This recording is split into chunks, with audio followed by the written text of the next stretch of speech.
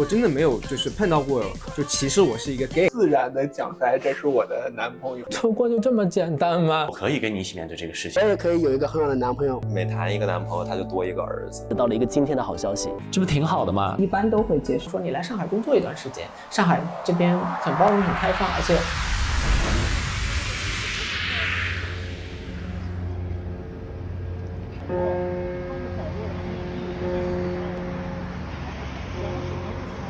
我是孙鑫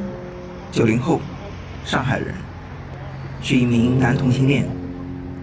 从幼儿园开始呢，我就对班上的一个长得比较阳光的、高高大大的一个男生有这种好感度在里面。那时候在上学的过程当中，他从后面叫到我，突然就是有点小鹿砰砰乱跳的这种感觉。但是那个时候我其实对这种感觉是完全是不清楚的，就是我完全不知道这是什么，但实实在在就存在在那边的。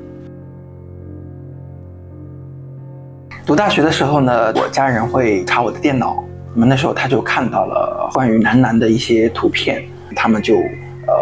不淡定了，要进行一场就是你懂的，就是批斗大会了。当时很多亲戚都来了，对我包括我姨妈、我舅公、我姨婆他们都来了，就是询问我这到底是怎么回事。其实我并没有解释太多，他们一开始就是非常的视其为洪水猛兽，说这个是性向是变态或者什么的那种。但是我姨妈呢是相对来说比较，因为我姨妈是我监护人嘛，她其实对此反而是比较淡定的。我能这么说吗？就是他们是比较偏见过世面的那种。我姨妈也是经常去国外的，然后她说其实这个都很正常，就很多了，对不对？但她说了一句，虽然是这样子，但是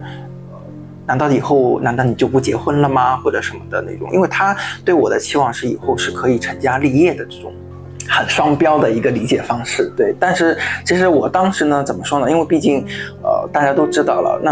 那我也没有必要去隐瞒了，对不对？我当时我就跟他们说，我以后不想结婚。但他们一开始是觉得我可能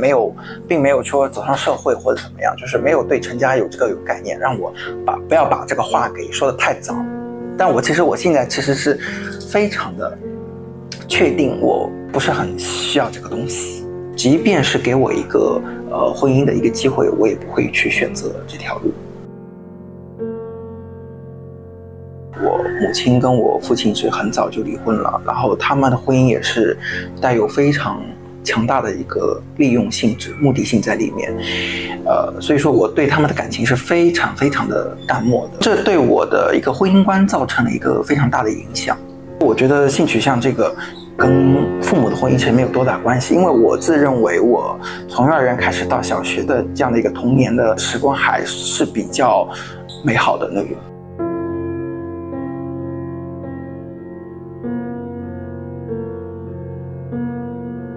就我可能那个时候不在意，就是我会对喜欢的男生，我就直接当场告白的那种。那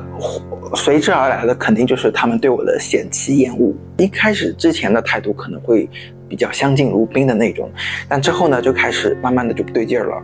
他们觉得原来你是同性恋，原来你现在喜欢男生，然后就开始处处给我穿小鞋，会给我就是说一些罪受，或者说是一些使绊子之类的那种。最严重的一次是我觉得对我人格造成非常大的一个打击的那一次，他们就是直接把我的书包当众从窗户上面把里面的东西书什么全部扔下去，并且把书包也抛了出去。下面楼层的低年级看到就特别奇怪，就是为什么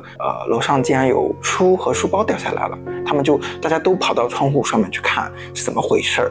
这样呢，我只能就是说在众目睽睽当中去下楼去捡我的书和书包，班上的那些同学就在窗户上面在笑，对，就在面前还在瞎嚷嚷对，所以这个事情对我其实造成挺大的一个打击，然后非常耻辱。对，唯一的求助方式就是跟班主任说，但班主任他觉得可能问题是在于我，既然是全班同学都不待见我，那肯定问题就在于我。他也知道我的家庭情况，这样比如家长会父母不能过来，在他的眼里是觉得我是个孤儿，就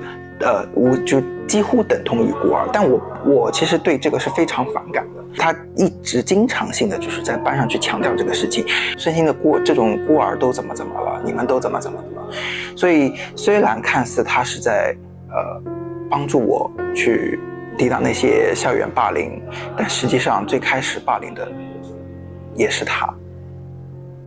进入高中之后呢，我就是会想办法去尝试融入这个社群，隐藏自己的本性，然后呢去学习怎样的就是说虚假的这样的一个模式去面对其他人，效果肯定是有的。霸凌呢虽然不是说全部还是会有，但是要比以前好很多很多。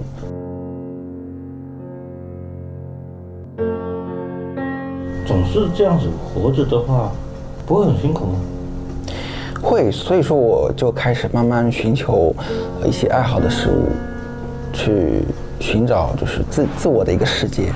跟朋友去茶室体验了一下这个茶道的文化嘛，然后感觉还是挺不错的，就是在煮茶或者是泡茶的过程当中，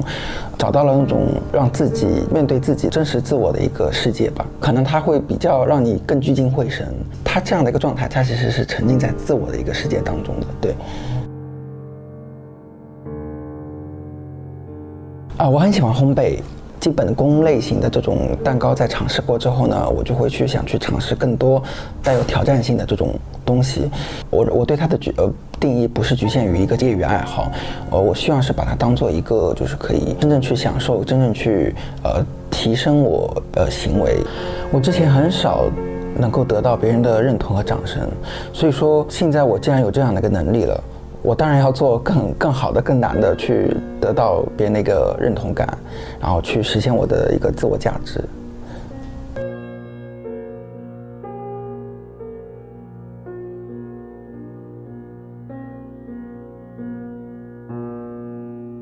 我还有一个比较少见的一个兴趣爱好，就是天体，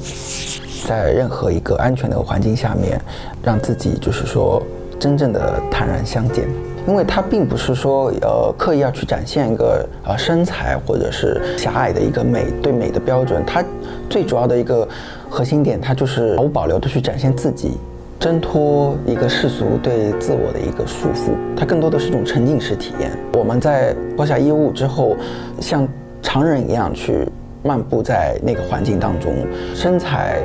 有各种各样，脱下所有的衣物，脱下任何的伪装，你才可以去展现真正的自己。